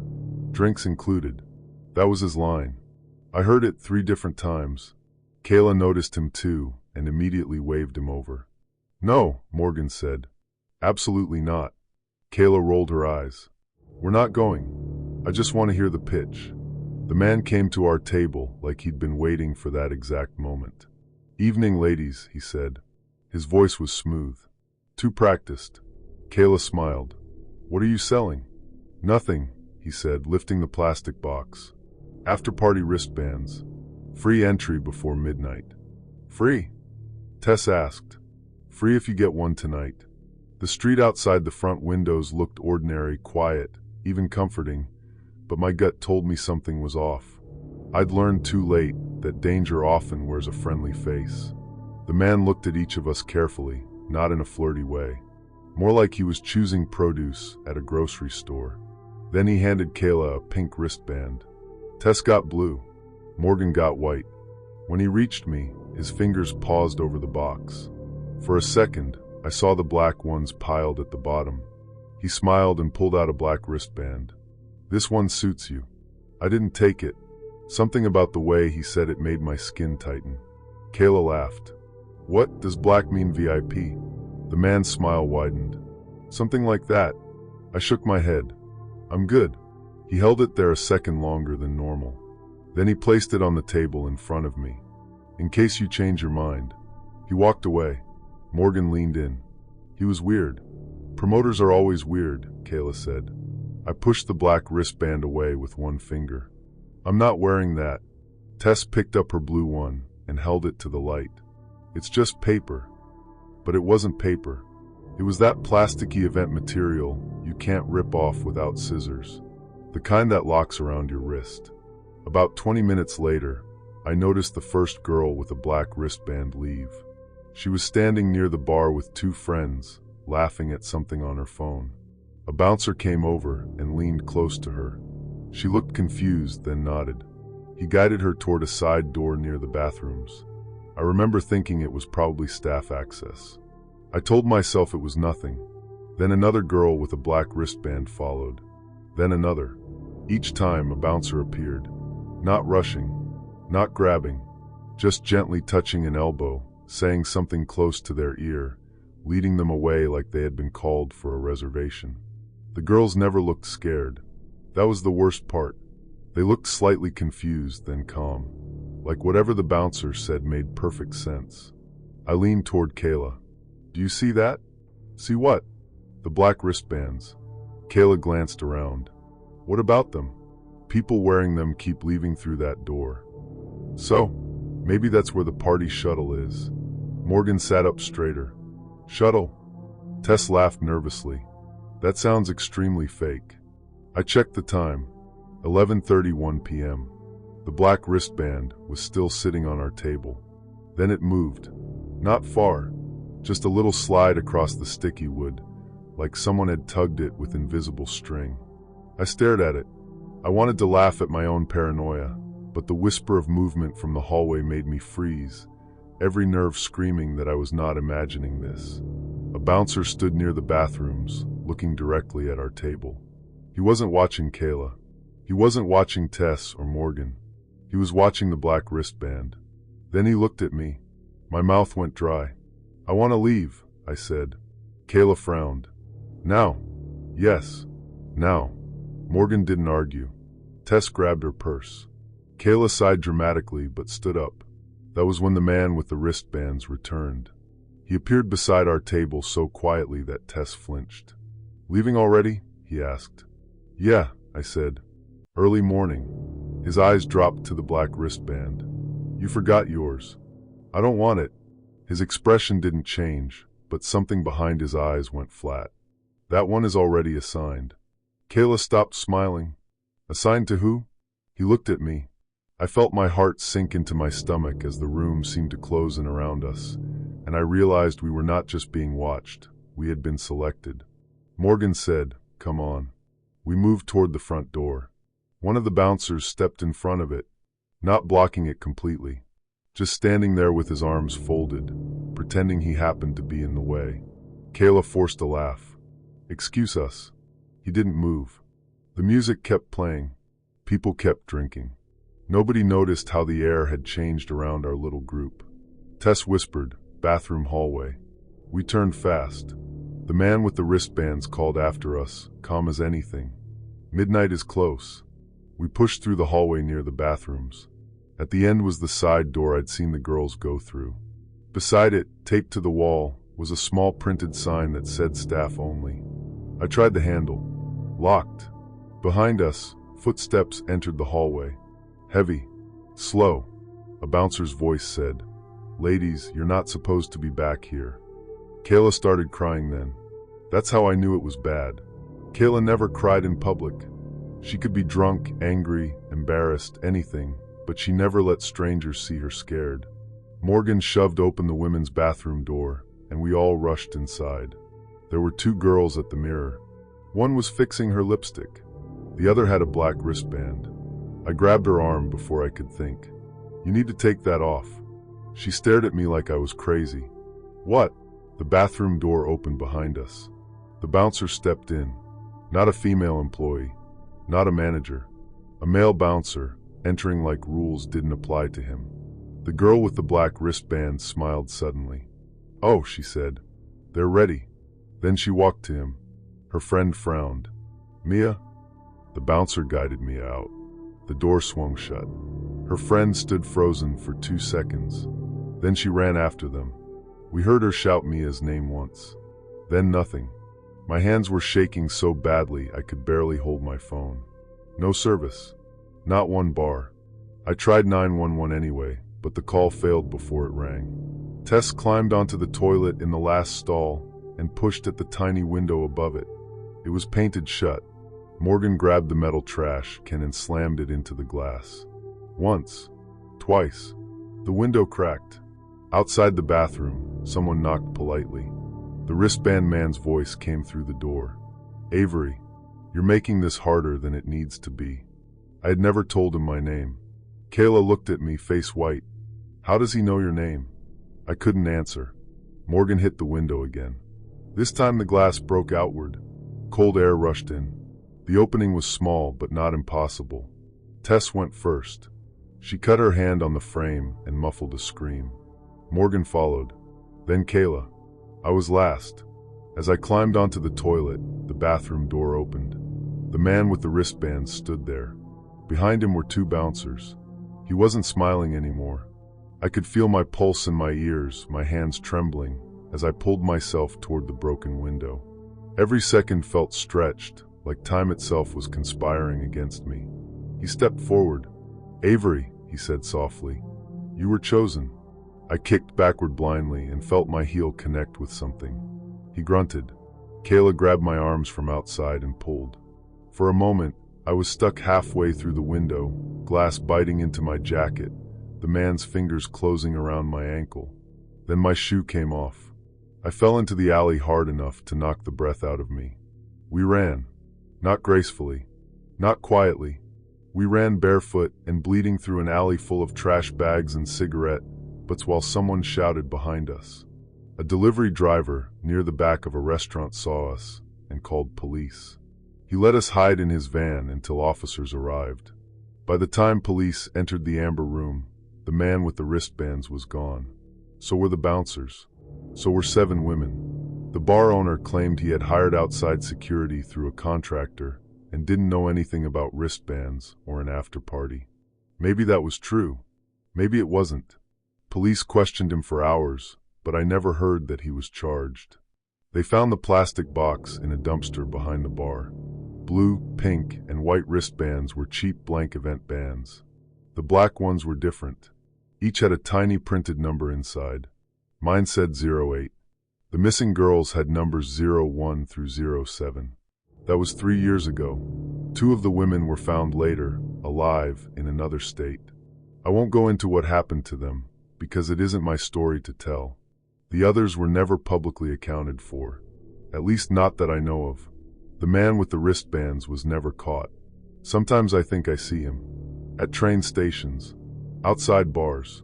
Standing near lines for clubs, holding something in his hand. Usually it's nothing. Usually it's just some guy with flyers, or a bartender on a smoke break, or someone checking IDs. But my body doesn't care about usually. I don't let strangers put wristbands on me anymore. I don't follow promoters to second locations. I don't trust bouncers just because they're wearing black shirts and earpieces. And if I'm out with friends, we leave together. All of us. No exceptions. Because I learned something that night that still makes me feel sick. Sometimes danger doesn't drag you into the dark. Sometimes it smiles at you in a crowded bar, offers you something free, and waits for you to hold out your wrist. And if your gut tells you something is wrong, listen. It might be the only thing keeping you alive. Story 7. The song that saved my life wasn't really a song. It came through an old karaoke machine in a half-empty bar, crackling over the speakers between a bad country duet and someone's drunk attempt at Adele. At first, everyone laughed because we thought it was a prank. Then the voice on the screen described exactly what was going to happen in the parking lot later that night. And by the time I realized it wasn't a prediction, but instructions, one of my friends was already walking toward the back door. My name is Rachel. I was 27 when this happened, living in Portland, Oregon, and working as a receptionist at a dental office. It wasn't exciting, but it was stable. I had a small apartment, a cat that hated everyone except me, and a group of friends who still tried to meet once a month even though adult life kept making that harder. That Friday night was supposed to be nothing, just karaoke after work. My friend Jenna had picked the place. It was called the Blue Lantern, an old bar tucked between a laundromat and a closed-down pawn shop. The sign outside buzzed in the rain, half the letters dim, so from across the street it looked like it said the Blue Lant. Inside, it smelled like beer, fried food, and lemon cleaner. The carpet was dark and sticky in spots. There were red vinyl booths, cheap string lights, and a small stage in the corner with one microphone, a monitor, and an ancient karaoke machine that looked like it belonged in someone's basement. The owner was a man named Vic. He was probably in his late 50s, with thinning gray hair and a soft stomach under his black button-up shirt. He had a calm way of moving, like nothing ever surprised him. He smiled at everyone, called women sweetheart, and kept wiping the same part of the bar with a towel even when it was already clean. I didn't like him right away, not because he did anything obvious. He just watched too carefully. The street outside looked ordinary, quiet, even comforting through the rain-streaked front window, but my gut told me something was off. I'd learned too late that danger often wears a friendly face. There were 4 of us that night: me, Jenna, Mark, and Elise. Jenna was the loud one. Mark was her boyfriend. Elise was my co-worker, quieter than the rest of us, but funny once she got comfortable. We ordered fries, cheap cocktails, and took turns embarrassing ourselves on stage. Around 10:30, the machine glitched. Mark had just finished singing, and the screen should have gone back to the song list. Instead, it turned blue. Then words appeared in plain white text. Confession 14. Everyone went quiet for half a second. Then a man's voice came through the speakers. I stole $80 from my roommate's drawer and let him blame his sister. The whole bar burst out laughing. Some guy near the pool table shouted, "That's oddly specific." Mark pointed at the screen. "This place has interactive karaoke now." Vic looked over from the bar and frowned, but not enough to seem worried. "Old machine," he said. "Does weird stuff sometimes." Jenna laughed and said, "Play another confession." The screen flickered. Confession 22. A woman's voice said, "I told my husband I was working late, but I was in the motel behind the bowling alley." People gasped and laughed again. It felt harmless, creepy, but in that funny drunk way where everyone assumes the bar has some weird gimmick. Then the third one played. Confession 31. A younger voice, shaky and close to the microphone, whispered, "I know he watches us from the office camera." Nobody laughed after that. The room got uncomfortable fast.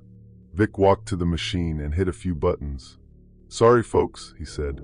"Like I said, old system." His voice was light, but I noticed his jaw was tight. I told myself it was nothing. That's how things usually start. You feel the warning in your stomach, then talk yourself out of it because everyone else seems calm. Jenna went up next and chose some pop song from the early 2000s. The music started normally, and the whole bar relaxed again. By the time she was halfway through, people were singing along. Then the song cut off. The screen went blue again. This time it didn't say confession. It said, "Parking lot, 11:47 p.m. The audio was different too. Not a confession, a recording. You could hear rain, a car passing, and someone breathing hard. Then a woman's voice said, "I'm by the dumpster. My tire's flat." Another voice, a man's, calm and low, answered, "Stay there. I'll help you." The woman said, "No, wait." The recording ended. For a second, The only sound in the bar was the hum of the speakers. Then someone made a nervous joke. Okay, that one sucked. I looked at the time on my phone. 11:19. Elise leaned toward me and whispered, "That was weird, right?" I nodded. At the bar, Vic was staring at the screen. Not confused. Angry. That's when I started paying attention. About 10 minutes later, Elise said she was going outside to make a call. "My sister keeps texting me," she said, holding up her phone. I grabbed her wrist before I even understood why. "Use the bathroom hallway," I said. "It's quieter there." She looked at me strangely. "Rachel, I'm not making a drug deal." "I know. Just don't go outside." My voice came out sharper than I meant it to. She sat back down, but I could tell she thought I was being dramatic. I wanted to laugh at my own paranoia, but the whisper of footsteps from the hallway behind the stage made me freeze, every nerve screaming that I was not imagining this. Vic had disappeared. I looked toward the bar. Empty. Then I looked at the back door near the bathrooms. It was cracked open. Rain blew in at the bottom. At 11:41, Jenna decided we should leave. None of us argued. We paid, grabbed our coats, and started toward the front entrance. Vic appeared from the hallway, smiling again. "Front door sticks in the rain," he said. "Use the back. Easier to get to the lot." Mark said. We parked out front. Vic's smile didn't move. "Still easier." Something about the way he said it made my skin tighten. "No, we're good," I said. Vic looked at me then. Not at Jenna. Not at Mark. Me. His eyes were flat in a way I hadn't noticed before. The karaoke machine screeched behind us. Everyone turned. The screen was blue again. Parking lot, 11:47 p.m. The same rain sound played. But this time, the woman's voice was different. It was Elise. "I'm by the dumpster," the recording said. "My tire's flat." Elise went pale. "That's not me," she whispered. The recording continued. A man's voice answered, "Stay there. I'll help you." Then Elise's voice said, "No, wait." The machine cut out. My heart sank into my stomach as the door clicked shut behind me, and I realized we were trapped between Vic and the back hallway. Someone was watching, and there was no clean way out. Mark stepped forward. "What the hell is this?" Vic raised both hands like we were overreacting. "Relax. It's a prank track. People love getting scared." "No," Elise said. That was my voice. Vic looked at her. "Lots of girls sound alike when they're scared." That sentence changed the whole room. A couple at the pool table stopped moving. The woman behind them slowly picked up her purse. Jenna whispered, "Rachel, call the police." I took out my phone. No service. Vic smiled slightly like he already knew. Then the lights went out. Not all the way. The bar fell into emergency lighting, red and low, making everyone's faces look wrong. Someone screamed. Mark grabbed Jenna. Elise grabbed me. I could feel my pulse in my ears, my hands trembling, as I fumbled for the keys in my coat pocket. Every second felt stretched, like time itself was conspiring against me. The front door wasn't stuck. It was locked. Mark slammed his shoulder into it, but it didn't move. Vic backed toward the hallway. "Everyone calm down," he said. But his voice wasn't calm anymore. It was annoyed, like we had ruined a routine he had performed many times before. The karaoke machine turned on again. This time, instead of a blank screen, it showed video. Grainy security footage. A parking lot at night. Same dumpster. Same rain. A young woman walked into frame, holding her phone to her ear. Her car sat nearby with one tire sagging flat. The timestamp in the corner was from 6 years earlier. 11:47 p.m. A man entered the frame. Vic. Younger, but clearly him. The woman backed away. The footage froze before anything graphic happened, but it didn't need to show more. Everyone understood. Then another clip played. Different woman. Same parking lot. Same flat tire. Same time. 11:47 p.m. Then another. And another. The room went dead silent. Vic had not been predicting anything. He had been repeating it. Same setup. Same back lot. Same fake emergency. Same carefully chosen woman leaving alone. The karaoke machine wasn't haunted. It was connected to his old security archive. And somehow, whether by glitch or mistake or someone else's hidden mercy, it had started playing the wrong files. Vic ran, not toward the back door, toward the office. Mark chased him, which was stupid and brave, and exactly the kind of thing Mark would do. Jenna screamed for him to stop. I didn't follow. I grabbed a bar stool and smashed it into the front door's small glass panel. It didn't break the first time, or the second. On the third hit, glass burst inward and set off an alarm so loud it made my teeth hurt. People started climbing through. It was messy. People slipping, crying, cutting their hands on glass, yelling for others to move. Elise froze, just stood there, shaking. I grabbed her face between my hands. "Look at me," I said. "We are leaving now." Outside, the rain felt freezing. The air smelled like wet asphalt and garbage from the alley. Mark stumbled out last, breathing hard. "He locked himself in the office," he said. Then a gunshot cracked from inside the bar. Everyone ducked. Jenna screamed Mark's name, even though he was right beside her. Police arrived 4 minutes later, though it felt like an hour. Someone from the laundromat had called when the alarm started. They found Vic in the office, alive, sitting behind a desk full of monitors. The walls were covered in printed stills from security footage. Women entering the bar. Women leaving. Women standing near cars. Some of them had names written underneath. Elise's photo was on the desk. Mine was beside it. That part still makes me cold. Because I thought Elise was the target. Maybe she was. Or maybe we both were.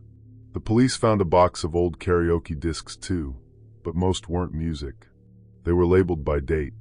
Inside were copied audio files, surveillance clips, and recordings from hidden microphones around the bar.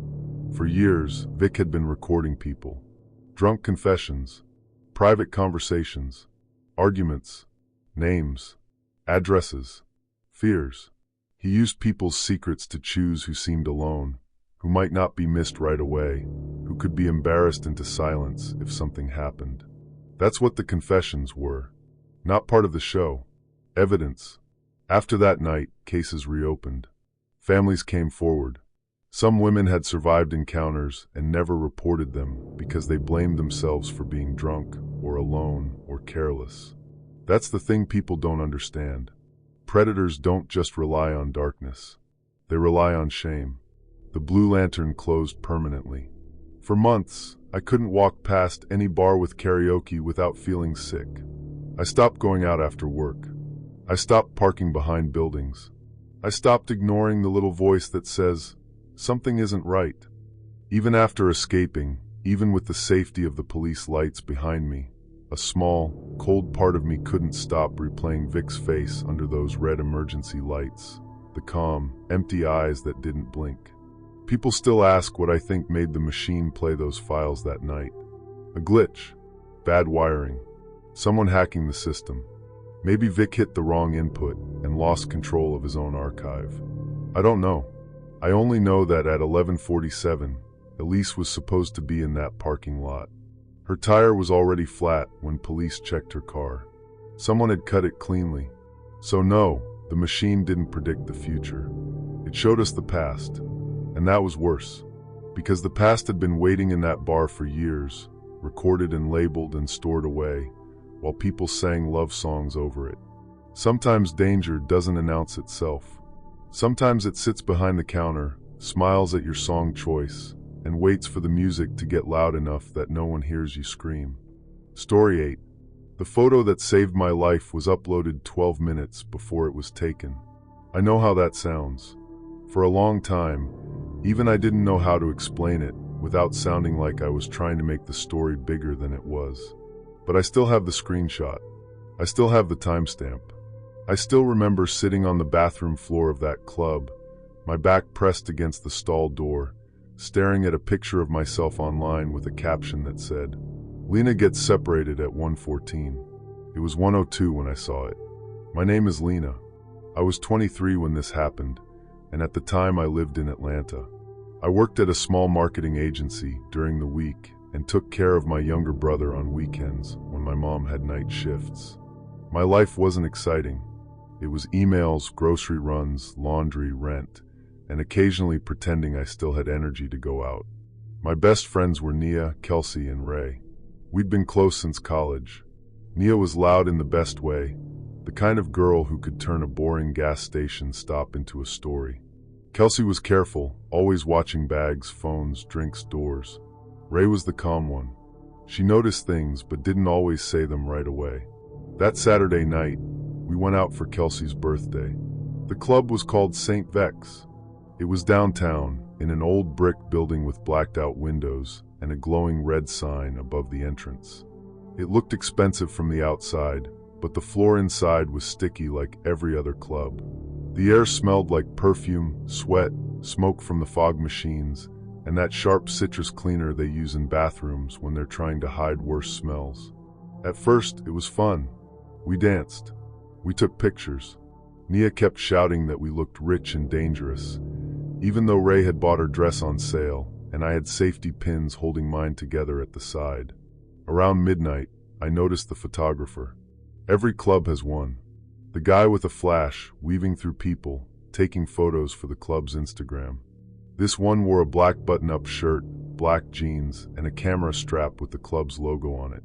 He was maybe mid-30s, with a shaved head and a trimmed beard. Nothing about him looked strange at first. He took a picture of us near the bar. Nia posed immediately. Kelsey laughed and covered half her face. The flash went off. "Tag us," Nia said. The photographer smiled. "Already know who you are." We all laughed because we thought he was being smooth. But Ray didn't laugh. She leaned close to me and said, "That was weird." I told myself it was nothing. Club photographers probably said creepy lines all night. Maybe he meant he'd find us through the club tag. Maybe he was just awkward. Sometimes you explain something away because the alternative is too uncomfortable to deal with in the moment. 20 minutes later, he took another picture of us. Then another. At first, it was flattering. Then it got annoying. We moved to the other side of the dance floor, and he followed. We went to the bathroom, and when we came out, he was standing near the hallway, camera hanging from his neck, pretending to check the screen. Kelsey said, "Can you not take more pictures of us?" He lifted both hands like he was innocent. "Just doing my job." "You got enough," Ray said.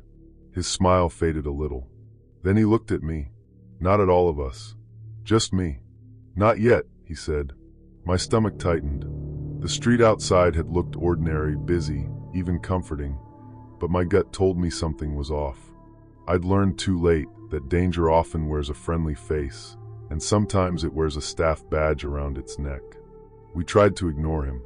That sounds stupid now, but in the moment, what were we supposed to do? Leave the club because a photographer was being creepy? Tell security a man with a camera kept taking pictures at a place where people paid him to take pictures? Kelsey did tell a bouncer. He barely listened. "He works here," the bouncer said. "That doesn't mean he can keep following us," Kelsey snapped. The bouncer looked over at the photographer, who gave him a small nod. Then the bouncer shrugged. "Just stay away from him." That was the entire solution. Just stay away from him. Around 12:40, Nia found the club's photo page. She wanted to see if he had uploaded anything yet. The first photo was normal. Us near the bar, smiling under red light. The caption said, "Birthday group arrives. Kelsey keeps the black purse." Kelsey frowned. Why would they write that? The next photo showed us on the dance floor. Caption, "Ray checks the hallway twice. She always notices doors." Ray's face went blank. "Okay," she said quietly. "That's not normal." Then Nia scrolled again. There was a photo of me standing near the bathroom entrance, looking down at my phone. Caption, "Lena goes alone after the second drink spill." I hadn't gone anywhere alone, and no drink had spilled. Not yet. I wanted to laugh at my own paranoia, but the whisper of footsteps in the hallway made me freeze, every nerve screaming that I was not imagining this. The photographer walked past the bathroom entrance slowly, camera at his side. He didn't look at us. He didn't have to. Kelsey grabbed my wrist. "We're leaving." We started toward the front exit, staying close together. Then a man bumped into Nia. A full drink spilled down the front of her dress. Exactly like the caption said. Nia cursed and jumped back. The man apologized too much, putting his hands up, offering napkins, asking if she was okay. He was average looking, maybe late 20s, in a blue jacket. The kind of person your eyes slide past in a crowd. Kelsey whispered, "Don't split up." But Nia was already furious and wet, and the bathroom was right there. "I'm just wiping this off," she said. "Come with me." All four of us went. Inside the bathroom, the music became a muffled pulse through the walls. Nia stood at the sink dabbing her dress with paper towels. Kelsey locked herself in a stall to fix her shoe. Ray kept refreshing the photo page. Then she stopped. "Lena," she said. I looked over. A new photo had been posted. It showed the bathroom hallway from outside. The caption said, "Kelsey stays behind. Lena checks the red door." I turned toward the stalls. "Kelsey?" No answer. "Kelsey?" Her stall door was closed. I knocked. Nothing. My heart sank into my stomach as the stall door clicked open by itself, and I realized it was empty. Someone was watching, and we had no way out. Her purse was on the floor. Her phone was beside it. The small window above the toilet was open. For one horrible second, I thought someone had pulled her through it. Then my phone buzzed. A text from Kelsey. "I'm outside. Emergency exit. Don't come alone." Ray grabbed my arm before I could move. "That's not her." "How do you know?" "Kelsey uses periods when she's scared," Ray said. "She always does." It sounds like such a small thing. But Ray was right. There was no period. Nia started crying then, quiet and angry, saying we had to find her. We ran out of the bathroom and saw the photographer at the end of the hall.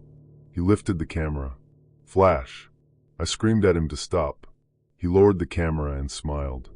Behind him, the red emergency door opened slightly, just enough for us to see darkness on the other side, and a woman's hand, wearing Kelsey's birthday bracelet, reaching through the gap. Nia ran toward it. Ray tackled her before she reached the door. The hand disappeared. The door clicked shut. The photographer didn't move. He just looked down at his camera screen like he was checking whether the shot came out. That was when I understood.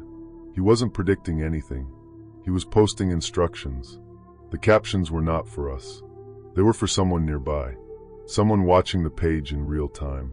Someone who needed to know who carried what, who noticed exits, who could be separated, who would run toward a friend's bracelet without thinking. I pulled Ray and Nia back into the bathroom and locked the door. My hands were shaking so badly I could barely type 911. No service. Of course. Not dead exactly, just one useless little bar that wouldn't send anything. I could feel my pulse in my ears, my hands trembling, as I fumbled with the lock. Every second felt stretched, like time itself was conspiring against me. Then someone knocked. Not hard. Polite. "Ladies," a man said from the hallway. "Security. Open up." Nia whispered, "Don't." The voice came again. "We found your friend." Ray climbed onto the sink and looked through the gap at the top of the door. Her face changed. "What?" I whispered. She stepped down slowly. "That's not security." The knock came again.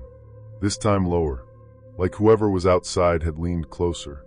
"Lena," the man said softly. "Your friends are waiting." My blood went cold. We hadn't told anyone my name except the photographer. The next photo uploaded while we were still trapped in the bathroom. It showed the bathroom door. Caption: "They wait too long. Use the side hall." A second later, the service panel in the ceiling shifted. Dust fell onto Nia's shoulder. She screamed. Ray grabbed the metal trash can and threw it upward as hard as she could. It slammed into the panel. Someone above us cursed. A real voice. Human. Angry. That snapped me out of the frozen fear. There was a cleaning closet inside the bathroom with a second door. It was probably for staff, and it was locked, but the lock was old. Nia kicked it twice. Ray kicked it once. On the fourth kick, the wood split near the handle. We forced it open and stumbled into a narrow service corridor that smelled like bleach and damp concrete. For a second, I thought we were safe. Then we saw Kelsey. She was sitting on the floor near a stack of crates, gagged with a black cloth, wrists tied loosely in front of her. Not hurt badly, thank God, but terrified. Her mascara had run down her cheeks, and one shoe was missing. We pulled the cloth from her mouth. She gasped, "There are two of them." Behind us, the bathroom door opened. We ran. Not gracefully. Not like movies. We crashed into walls, slipped on spilled mop water, knocked over crates. Kelsey was limping.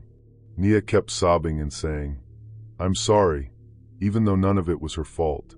At the end of the service hall was a door with a push bar. I slammed into it, locked from the outside. Behind us, footsteps entered the corridor. Slow, not rushing. They knew we were trapped. Kelsey whispered, "The kitchen." There was another door halfway down the hall with a small round window. Through it, I could see stainless steel counters and a man in a white apron stacking trays. We banged on it until he looked up. For 1 second, he looked annoyed. Then he saw our faces. He opened the door just as the man in the blue jacket reached the hallway. The kitchen worker pulled us in and locked it behind us. "What the hell is going on?" he asked. "Call police," Ray said. "Now." He didn't argue. That probably saved us too. The blue jacket man didn't try to break into the kitchen. He just looked through the window at us. Calm. Almost bored. Then the photographer appeared behind him. Even after escaping into that bright kitchen with the safety of strangers around me, a small, cold part of me couldn't stop replaying the face I'd seen through the window. The calm, empty eyes that didn't blink. The photographer lifted his camera one more time. Flash. Then both men walked away. Police arrived 14 minutes later. The club tried to act like it was a misunderstanding. A drunk girl panicked. Friends got separated. Staff were only trying to help. Then Ray showed them the screenshots. Every caption, every timestamp, every photo posted before the moment it described. The photographer was gone by then. So was the man in the blue jacket. The club manager claimed the photographer was freelance and had left early. No last name, paid cash, no paperwork, but they found the service corridor camera disabled. They found Kelsey's missing shoe in the hallway. They found zip ties in a trash bag behind the back exit. The photo page disappeared before sunrise. The police took reports. They asked questions. They seemed concerned, but not surprised enough. That part still bothers me. One officer told us, gently, that clubs were easy places to hunt people. Loud music, alcohol, bad lighting, friends splitting up for bathrooms, rides, cigarettes, drama. Everyone assuming confusion is normal. And cameras. Always cameras. The case went nowhere for months. The club closed briefly, then reopened with new management. The photographer was never officially found, at least not in any way anyone told us. Sometimes I wonder if he just moved to another city, another club, another set of girls who thought the Flash was harmless. It's been 2 years. Kelsey doesn't celebrate birthdays in clubs anymore. Nia still panics when someone spills a drink near her.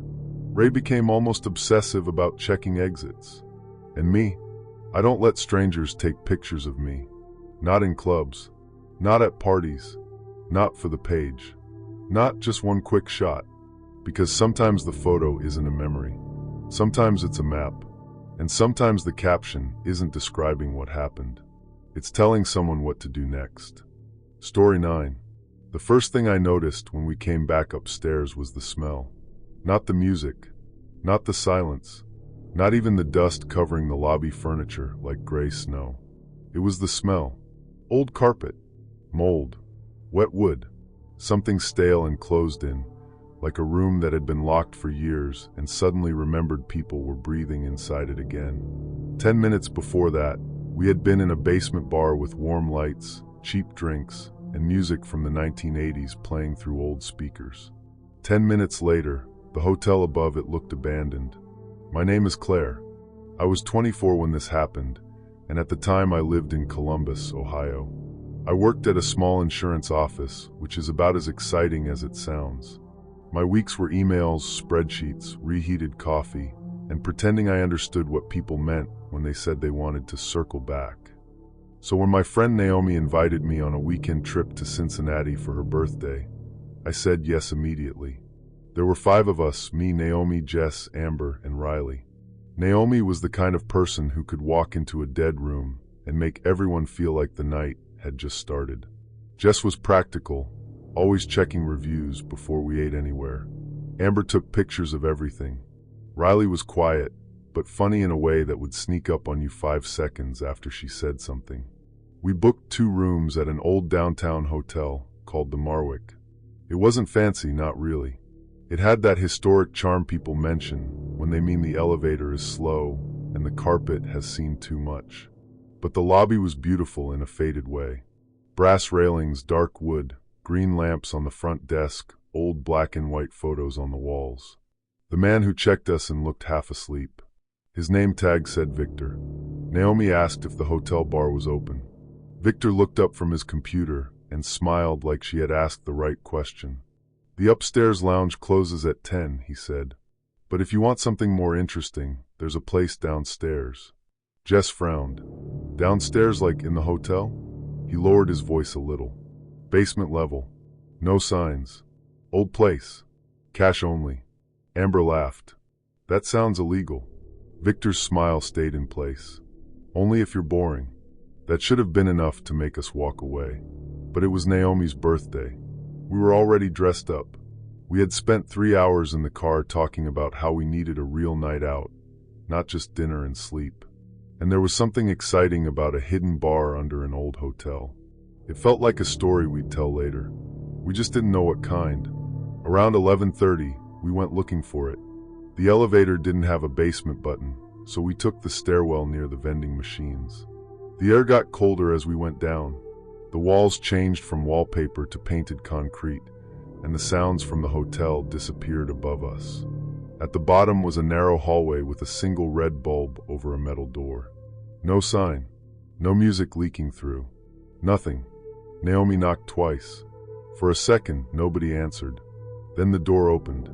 A man stood there in a white shirt, black vest, and bow tie. He was older, maybe late 50s, with slicked back gray hair and a thin mustache that looked almost fake. Behind him, I heard music. Something soft and synthy, like an old song you'd hear in a movie montage. He looked at each of us slowly. Then he smiled. 5 tonight. Naomi grinned. 5 tonight. He stepped aside. The bar was smaller than I expected. Low ceiling. Red carpet. Dark booths. Small round tables with candles in glass cups. The walls were covered with framed photos of people dancing, drinking, laughing. There was no TV. No neon signs. No screens anywhere. It felt like walking into another decade. At first, it was charming. The bartender introduced himself as Ellis. He had a calm voice and clean hands, and moved like someone who had been making the same drinks for a very long time. Phones won't work down here, he said while lining up 5 glasses. Old building. Thick walls. I checked mine. No service. Amber raised hers. Mine too. Good, Naomi said. Forced socializing. We laughed. The drinks were cheap. Too cheap. $5 for cocktails that tasted stronger than they should have. The music stayed low enough that we could talk without shouting. There were maybe 12 other people inside, mostly couples in small groups, all dressed slightly too nice. Not costume party nice, just polished. A woman at the end of the bar wore red lipstick and pearl earrings. A man in a tan jacket smoked even though there were no ashtrays. 2 women in a corner booth whispered to each other and never looked at their drinks. I remember thinking the place must have strict regulars. I told myself it was nothing. The first thing that felt off was the bathroom. I went with Riley because that's just what girls do in unfamiliar places. The hallway leading to it was behind a velvet curtain near the back. It smelled colder there, like old pipes and bleach. On the wall outside the bathroom was a framed newspaper clipping. The headline was faded, but I could still read part of it. 3rd guest vanishes from Marwick Hotel. I leaned closer. The date was 1986. Riley came up beside me. That's weird decor, she said. I laughed, but quietly. Before I could read more, Ellis appeared at the end of the hallway. Ladies, he said gently. Restroom is the first door on your left. His voice wasn't rude. not even annoyed. But something about the way he stood there made me feel like we had been caught touching something private. When we came back, Naomi was talking to a man at the bar. He was probably in his 30s, with dark hair, nice shoes, and a friendly face. Too friendly. The kind that makes you feel rude for not smiling back. Naomi waved us over. "This is Grant," she said. "He knows the city." Grant lifted his glass. "Not as well as I know this place." Jess asked, "You come here a lot?" He smiled. "More than I should." At the time, I thought he was flirting. Now I think he was checking which one of us was easiest to separate. The night stretched strangely after that. Not in a supernatural way. More like we lost track of normal markers. No phone service. No windows. No clock except one above the bar that had stopped at 1:17. The music changed, but only within the same few years, all soft drums and old keyboards. Amber kept taking photos on her phone, even though she couldn't post them. At one point, she looked at the screen and frowned. "What?" I asked. She showed me a picture of our table. We were all laughing. Behind us, near the hallway curtain, Ellis was standing still, staring directly at the camera. Not smiling, just watching. I wanted to laugh at my own paranoia, but the whisper of footsteps from the hallway made me freeze, every nerve screaming that I was not imagining this. I turned around. Ellis was back behind the bar, wiping a glass. The hallway curtain moved slightly. "Okay," Jess said, setting her drink down. "I'm done." Naomi groaned. "Jess." "No. This place is weird." Grant leaned closer, still smiling. "Don't leave yet. Best part of the night is after last call." "What does that mean?" I asked. He looked at me for a second too long. "It means the hotel has history." Riley stood up. "Cool. We can Google it upstairs." That was when we realized Amber was gone. Her purse was still on the chair. Her drink was still half full. Her phone was on the table, screen black. Naomi looked around. She probably went to the bathroom. Jess grabbed Amber's phone. Without this, the table went quiet. We checked the bathroom first. Empty. We checked the hallway. Nothing. The red curtain at the end of the hall, the one I had assumed led to storage, was slightly open. My heart sank into my stomach as the door clicked somewhere behind us, and I realized we were completely alone in that back hallway. Someone was watching, and we had no easy way out. "Amber?" Naomi called. Her voice sounded small down there. Ellis appeared again, too fast, like he had been standing just out of sight. "Your friend went upstairs," he said. Jess stared at him. "Why would she do that?" "She said she wasn't feeling well. She left her phone." He smiled calmly. "People forget things when they've had too much." Amber had barely touched her second drink. Naomi pushed past him toward the main room. "We're leaving." The atmosphere in the bar changed. Not loudly. Nobody stood up. Nobody blocked the door. But the room felt like it turned toward us. Conversations stopped one by one. The woman with the pearls lowered her glass. Grant watched Naomi with that same polite smile. At the exit, the man in the vest stepped in front of the door. "Going so soon?" Jess said, "Move." He didn't. Naomi reached for the handle. The man caught her wrist. Not hard, just enough. Riley grabbed a candle from the nearest table and threw it at him. It hit his chest, wax splattering across his vest. He shouted, and we shoved past him into the stairwell. We ran up. I tripped on the first landing and scraped my knee. Riley pulled me up by my arm. Behind us, the basement door slammed open. "Keep going," Jess yelled. We burst through the stairwell door into the hotel lobby. And stopped. The front desk was covered in dust. The green lamps were dark. The chairs had white sheets over them. The chandelier above us hung dead and dirty. For one horrible second, my brain refused to understand what I was seeing. We had checked into a working hotel hours earlier. There had been a desk clerk, guests, elevator music, warm lights. Now the lobby looked like it had been empty for years. Naomi whispered, "No." The street outside looked ordinary through the glass doors, quiet, even comforting, but my gut told me something was off. I'd learned too late that danger often wears a friendly face, and sometimes it wears a hotel name tag. Jess ran to the front doors. Locked. I could feel my pulse in my ears, my hands trembling as I fumbled with the deadbolt. Every second felt stretched, like time itself was conspiring against me. The lock didn't move. Behind us, footsteps came up the stairwell. Slow, not rushing, like whoever was coming already knew the doors were locked. Riley grabbed a brass floor lamp and smashed it into one of the lobby windows. The first hit cracked it. The second hit made the whole thing spiderweb. The third shattered enough glass for cold night air to rush in. An alarm started blaring somewhere deep in the building. We climbed through the broken window one at a time, cutting our hands and legs on the glass. Naomi was crying and saying Amber's name over and over. Outside, the hotel looked different too. The main sign was dark. Plywood covered some of the upper windows. A faded notice was taped to the front door. Closed for renovation. A man across the street yelled, "Hey, what the hell are you doing?" Jess screamed, "Call 911. The basement door inside the lobby opened. Ellis stepped out. He looked at us through the broken window with no expression at all. Not angry, not scared, just disappointed. Even after escaping, even with the safety of police lights behind me later that night, a small, cold part of me couldn't stop replaying the face I'd seen through that window.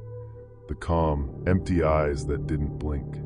The police found Amber 40 minutes later. She was locked in a storage room behind the basement bar, alive but barely conscious. There were other rooms back there too.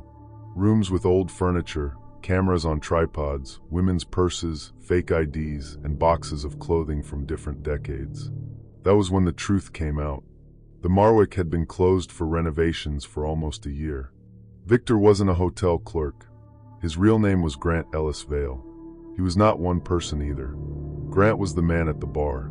Ellis was the bartender. Victor, the clerk, was another man entirely.